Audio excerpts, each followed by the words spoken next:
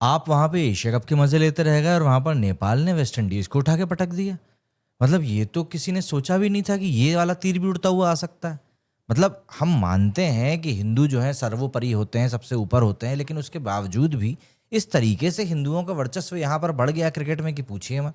मतलब एशिया में तो हम कम से कम मान ही सकते थे, और वर्ल्ड कप और चैंपियंस ट्रॉफी भी हमारे पास में है, और अब नेपाल ने भी ऊपर उठना शुरू कर दिया है। तो ये तो एक अलग ही किस्म का खेल हो जाएगा अगर इतना कुछ अच्छा हो गया तो। सुनिए जरा दोस्तों, दरअसल ये जो शारजा का स्टेडियम है ना, लाल और नीला रंग वहां पर जिस तरीके से उड़ रहा था, उसमें ही एक कहानी लिखी गई, और वो भी एक छोटी सी क्रिकेटिंग जादू से भरी हुई कंट्री ने लिख दी, जिसका कि नाम है नेपाल। जी हाँ, वही नेपाल जो पहले क्रिकेट की दुनिया में बस एक कितना सा क्यूट है ना ये तो, मतलब उस वाले लेवल की एसोसिएट टीम थी। लेकिन भाई साहब, अब सीन बदल गया है। अब आपको की जगह पर इंस्पायरिंग बोलना पड़ेगा। नेपाल ने वो कारनामा करके दिखाया है जिसकी की उम्मीद थी तो सबको, लेकिन इतनी जल्दी हो जाएगा ये नहीं पता था। वेस्ट इंडीज एक ऐसी टीम जिसका नाम सुनते ही याद आते हैं हमें Chris Gayle, Bravo, Pollard, Lara, और ऑब्वियसली बात है डांस धमाका। लेकिन शारजा के ग्राउंड पे जहां एशिया कप भी चल रहा था, वहीं पर उसी ग्राउंड के ऊपर हुआ क्या, वहां पर ऐसे धमाके हो गए कि पूछिए मत। कैरिबियन कार्निवल जो वहां पर होना था, उसकी जगह पर पूरी तरीके से कैरिबियन कोलैप्स हो गया। 83 रन्स, जी हां, गलत नहीं सुन रहे हैं आप, सिर्फ 83 runs, West Indies all out. Waste Indies की पूरी बैटिंग लाइनअप नेपाल के बॉलिंग अटैक के सामने ऐसे बिखर गई जैसे गर्मी में कुल्फी पिघल जाती है। दरअसल दोस्तों, सबसे बड़ी बात तो ये रही कि ये कोई फ्रेंडली मैच नहीं था, ये था इंटरनेशनल T20 मुकाबला, एंड नेपाल अब 2-0 से सीरीज में आ गए। हाँ, ये पहला मैच नहीं है नेपाल ने जीता है, इससे हमारे फाइनल के पहले भी एक मैच नेपाल वेस्ट इंडीज से जीत चुका था। अब आप सोच कर देखिए, 3 दिन पहले तक नेपाल ने कभी किसी फुल मेंबर टीम के खिलाफ T20 सीरीज नहीं खेली थी, और 3 दिन बाद मतलब भाई साहब, वेस्ट इंडीज को एक बार फिर से फुल स्टॉप लगा दिया। पावर प्ले के 6 ओवर तक वेस्ट इंडीज की हालत देखकर ऐसा लग रहा था कि बॉल और बैट की जगह वो लोग कैरम बोर्ड लेकर आ गए। स्कोर था से 16 रन्स, मतलब एक बाउंड्री मारने के लिए उन्हें पूरा पावर प्ले लग गया। दीपेंद्र सिंह एरी ने शुरुआत में विकेट लेकर बता दिया कि बॉस, ये हमारी गली क्रिकेट नहीं है, हम भी यहाँ पर प्रोफेशनल क्रिकेट खेलने आए हैं और उसी तरीके से खेलेंगे भी। कुशाल भुरतल, अरे भाई, कवर पे इस बंदे ने ऐसा कैच लिया जैसे एकदम Spiderman from Kathmandu. West Indies के बैट्समैन शॉट मारने आए और बॉल जाती थी सीधे फील्डर्स के हाथ में, मतलब उनका बाउंड्री सर्च पार्टी पूरी तरीके से फेल हो गया। जेसन होल्डर थोड़ा ट्राई कर रहा था, 15 बॉलों के ऊपर 21 रन भी बना लिए, लेकिन उसके बाद खत्म।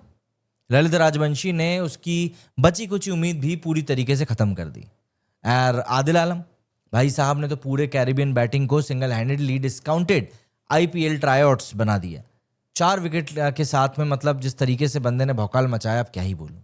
और साथ में स्टेडियम में नेपाल के फैंस ने जो ढोल बजाया ना, वो भी अलग लेवल का था। अब देखो, 83 ऑल आउट, ये सिर्फ एक स्कोर नहीं है, ये एक क्रिकेटिंग तमाचा है उन सबके लिए जो सोचते थे कि नेपाल सिर्फ अब एक एसोसिएट टीम ही है और उसे इंटरनेशनल लेवल पर उतनी जगह नहीं मिल सकती। अब समय आ गया है कि आपको नेपाल को जगह देनी पड़ेगी। ये वेस्ट इंडीज का 6th लोएस्ट टोटल था, जिसके ऊपर नेपाल ने उनको लुढ़का दिया है। और सबसे बड़ा धोबी पटका तो ये था कि lowest score bye a full member against an associate team, मतलब रिकॉर्ड के रिकॉर्ड नेपाल ने तोड़ दिए। और हाँ, बैटिंग साइड भी चुप मतलब नहीं बैठी थी। आसिफ शेख भाई साहब ने 68 रन मार के नेपाल का एंकर का रोल प्ले किया।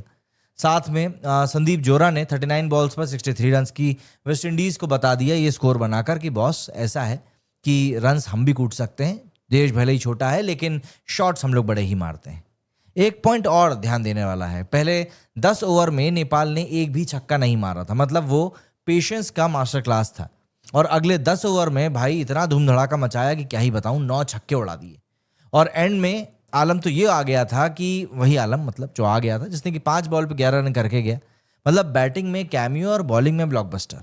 सोच के देखो, वेस्ट इंडीज की bowling spearhead Akeal Hosein 2 wicket लेके भी रो रहा था, क्योंकि बैटिंग लाइनअप ने पूरा का पूरा मैच पूरी तरीके से ऐसा खत्म कर दिया कि आप पूछिए मत।